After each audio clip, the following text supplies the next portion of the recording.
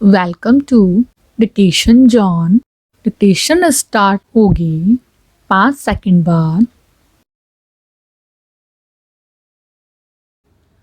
Society में कुछ महीनों पहले एक छोटा जिम बना था। अब उस पर धूल बैठ चुकी है। बच्चों के पार्क वाले झूले अनाथ बच्चों की तरह निरीह खड़े हैं। खिलती और खिलखिलाती जगहें शांत और सूनी पड़ी हैं। सोचता हूँ कि सब चुप हैं, लेकिन सब जगह इंतजार हो रहा होगा सब ठीक हो और सब एक दूसरे से मिलें। जिम पर जमी धूल साफ हो, झूले फिर से बाहर की तरह झूम उठें। सीढ़ी के नीचे कई बच्चों की साइकिल खड़ी थी।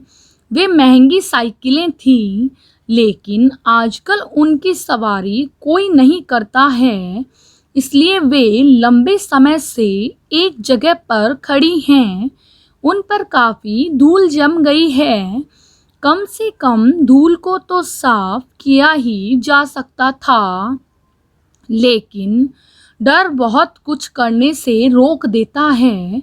मुझे एक साइकिल मरम्मत करने वाले ने बताया था कि साइकिल के टायर चलाने से उतने खराब नहीं होते जितना एक जगह खड़ी रहने से। शायद जीवन का भी यही सूत्र हो। पैरा मैं टहल कर लौट आया था, लेकिन घर के आसपास ही ऐसा क्यों लग रहा था जैसे मैं पहले यहाँ कभी आया हूँ। पैरा इधर हमारे चाचा जी कल सुबह से एक ही रट लगाए हुए हैं, आएगा तो मोदी भी, आएगा तो मोदी भी। हमने कहा चाचा जी, आएगा तो मोदी भी का क्या मतलब?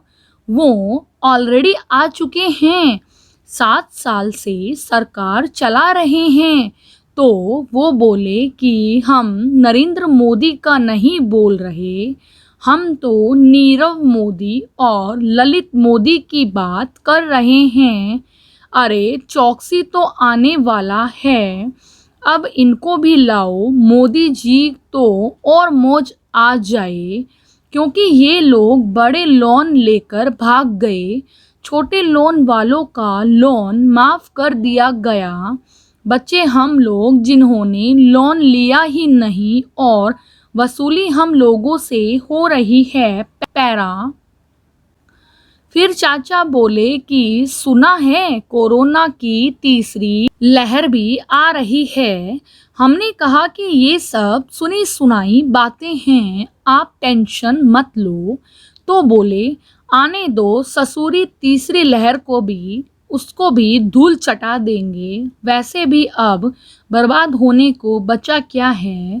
पहले 1921 में रेल इंजन भाप के सहारे चला करते थे और अब 2021 में इंसान भाप के सहारे चल रहा है।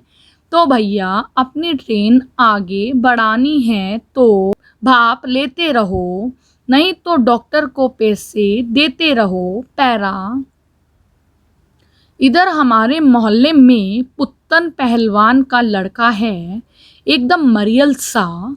परसों वो बाहुबली पोज में अकड़ के बाहें फैलाए मोहल्ले में घूम रहा था। उसको ऐसा करते देखकर मैंने उसे पुकारा, ओ दारा सिंह की औलाद, जिम ज्वाइन कर लिया क्या? तो वो बड़े ही आदर से बोला, नहीं अंकल, कोरोना की वैक्सीन लगवाई है। बताओ, कोरोना वैक्सीन लगवाना भी स्टेटस सिंबल हो गया है।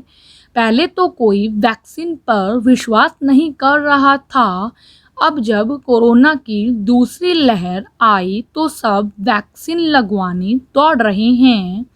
अभी इतवार को एक महिला साड़ी की दुकान पर गई और बोली, कोई ऐसी साड़ी दिखाइए जिसमें मैं तिरछी भी बैठूं तो खूबसूरत दिखूं। दुकानदार बोला, जी बिल्कुल, पर फंक्शन क्या है मैडम, यह तो बताइए। वो महिला बोली, एक्चुअली मुझे ना वैक्सीन लगवानी है। पैरा अभी यूपी में पंचायत चुनाव हुए, खैर इसमें कौन सी बड़ी बात है। अपने देश में तो कहीं ना कहीं चुनाव चल रहे होते हैं। अभी यूपी में फिर से विधानसभा चुनाव होने वाले हैं। चुनावी गहमा गहमी और सुख बुगाहट चालू हो गई है। ऐसे ही एक आदमी एक पार्टी के अध्यक्ष जी के पास पहुंचा और बोला, अध्यक्ष महोदय, मुझे उन्नाव से टिकट दे दीजिए, वहाँ हमें सब जानते हैं। तो अध्यक्ष जी बोले, अरे इसीलिए तो वहाँ का टिकट नहीं देंगे आपको, क्योंकि वहाँ आपको सब अच्छे से जानते हैं। अभी सोमवार को मैं 2 घंटे से मंदिर के अंदर बैठा था। मैं था, पुजारी जी थे और कोई नहीं था, ना ही कोई आ रहा था। तभी बारिश और आंधी आ गई। 40-50 लोग मंदिर के अंदर आ गए। हमने कहा, इससे यही साबित हुआ कि मुसीबत के समय ही इंसान भगवान की शरण में आता है। समाप्त।